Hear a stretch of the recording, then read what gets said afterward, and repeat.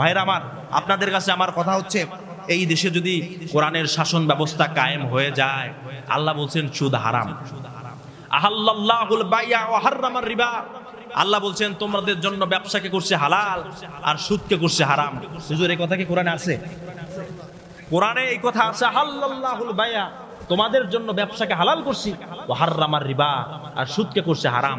আচ্ছা ভাইয়ের আমার, হাদিসের ভাষা হচ্ছে কোন ব্যক্তি যদি 1 টাকা সুদ খায়, সেই ব্যক্তি 70 বার সম্ভবত তার মায়ের সাথে জিনা করার যে পাপ, সেই পাপ তার আমলনামায় দেওয়া হয়। নাউজুবিল্লাহ পড়বেন না। এবং হাদিসের ছোট যে পাপ, সেটা হচ্ছে নিজের মায়ের সাথে জিনা করা 1 টাকা সুদ খেলে, নিজের আপন মায়ের সাথে। আর যেই ব্যক্তি বড় পাপ হচ্ছে না, সেজন্য আল্লাহ এবং তার রাসূলের সাথে জিহাদ ঘোষণা করলো। প্রিয় ভাইরা আমার, আপনাদের কাছে আমার প্রশ্ন হচ্ছে, সুদ খাওয়া হচ্ছে হারাম। আপনি আর আমি যতই বলি সুদ হারাম, সুদ হারাম, সুদ হারাম, আচ্ছা যতদিন পর্যন্ত এই রাষ্ট্রটা ইসলামী রাষ্ট্র না হবে, কোরআন দ্বারা সুন্নাহ দ্বারা এই রাষ্ট্রটা পরিচালিত না হবে, ততদিন পর্যন্ত কি আপনি এই দেশ থেকে সুদ বন্ধ করতে পারবেন? সোনালী ব্যাংক, রূপালী ব্যাংক, পূবালী ব্যাংক, আরো অনেক অনেক ব্যাংক আছে।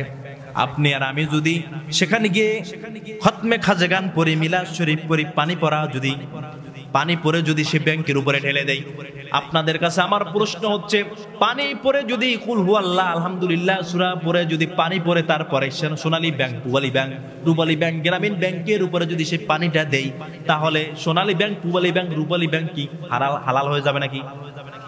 সুদ বন্ধ হবে নাকি? তাহলে সুদ খাওয়া হচ্ছে হারাম। আল্লাহ বলছে আইনের কিতাব হচ্ছে কোরআন, আর কোরআন যখন রাষ্ট্রীয়ভাবে কায়েম হয়ে যাবে, অটোমেটিকলি সুদ ভিত্তিক অর্থ ব্যবস্থা সমাজ থেকে বাতিল হয়ে যাবে। আচ্ছা, আমি যদি বলি আমার মতো একজন হুজুর, মাওলানা, আলেম, যাই বলেন না কেন, সে যদি বলে, প্রিয় ভাইয়ের আমার, পানিটা চাই মনে হয়, প্রিয় ভাইয়ের আমার মতো একজন হুজুর যদি বলে, ভাই সুদ খাবেন না, সুদ খাবেন না, সুদ দেবেন না। আচ্ছা, আপনি আজকে জুমার নামাজে ইমাম সাহেবের বক্তব্য শুনে আসলেন, সুদ দেওয়াও যাবে না, সুদ খাওয়াও যাবে না, সুদের সাক্ষীও হওয়া যাবে না। আল্লাহ রাসূল বলছেন এই 3 শ্রেণীর মানুষ জাহান্নামে চলে যাবে। আমার প্রশ্ন হচ্ছে, আপনি সিদ্ধান্ত গ্রহণ করলেন, হুজুর বলছে সুদের এই পাপ, এই ভয়াবহ গুনার কথা বলছেন, সুদ খাওয়া যাবে না। আচ্ছা, আমি আজ থেকে সুদ খাবো না।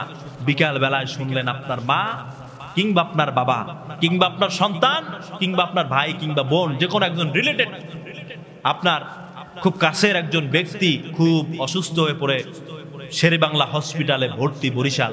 আচ্ছা বলেন তো, আপনি যখন আমার কাছে আসবেন যে ভাই 10,000 টাকা প্রয়োজন, আমাকে কি 10,000 টাকা দিতে পারেন?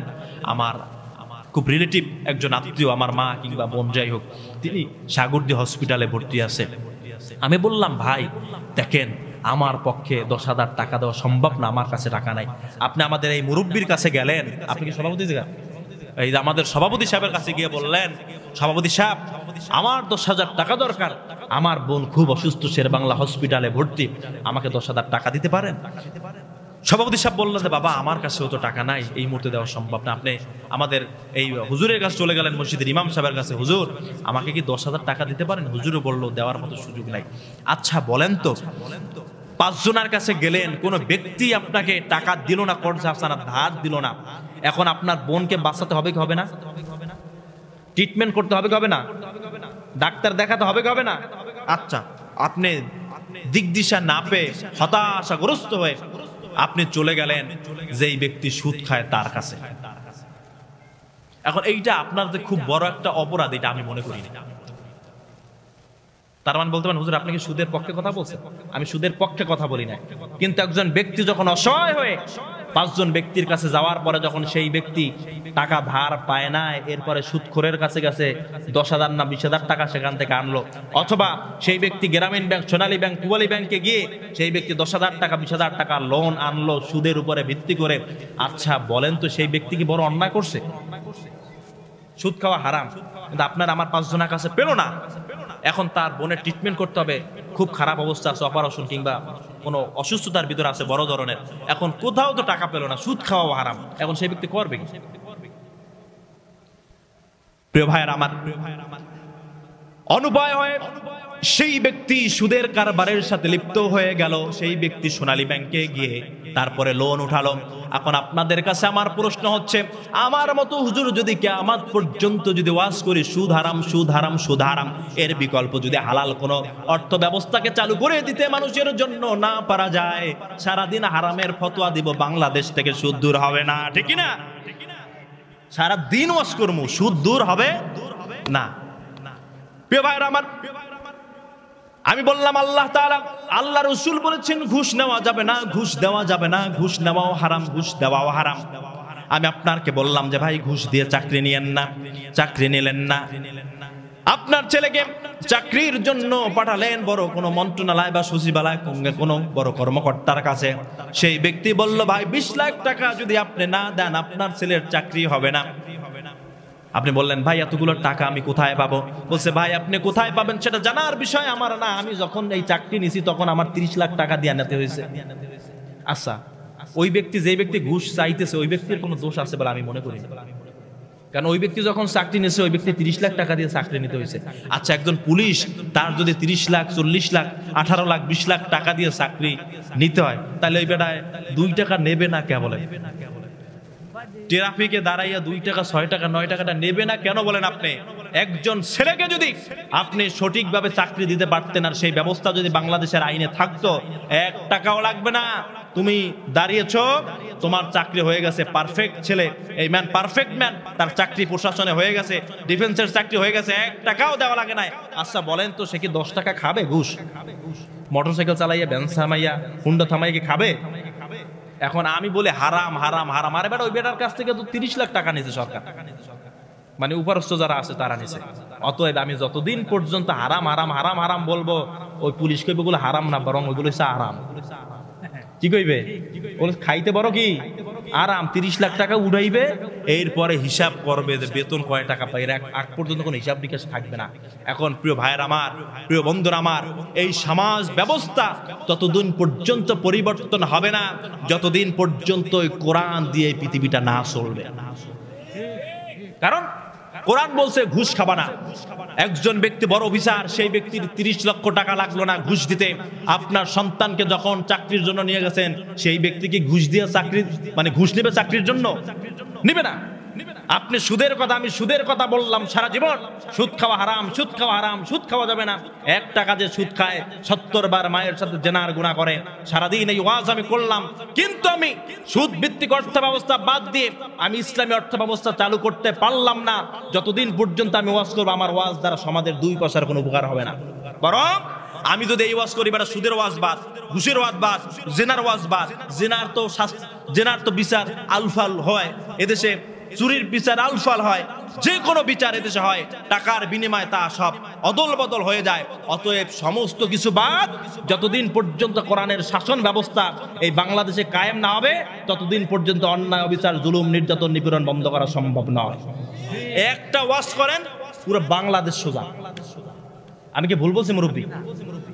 কোরআন বলছেন না আনজালনা ইলাইকাল কিতাবা লিতাহকুমা বাইনান নাসি বিমা আরাকাল্লাহ। আল্লাহ বলছেন, হে নবী, এই কোরআনটা আপনাকে নাজিল করছে এই জন্য যে এই দ্বারা আপনি বিচার ফয়সালা করবেন।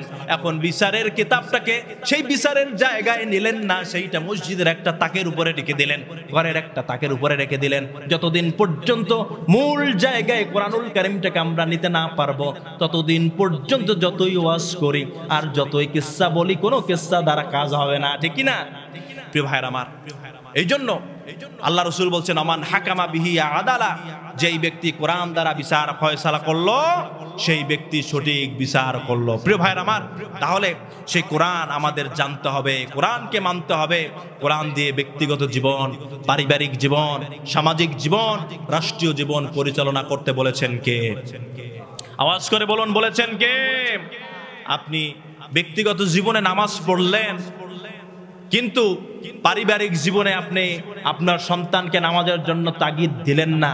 প্রিয় ভাইয়ের আমার, বলুন তো, আপনি কি আপনি নিজে নামাজ পড়ে কি আপনি জান্নাতে যেতে পারবেন?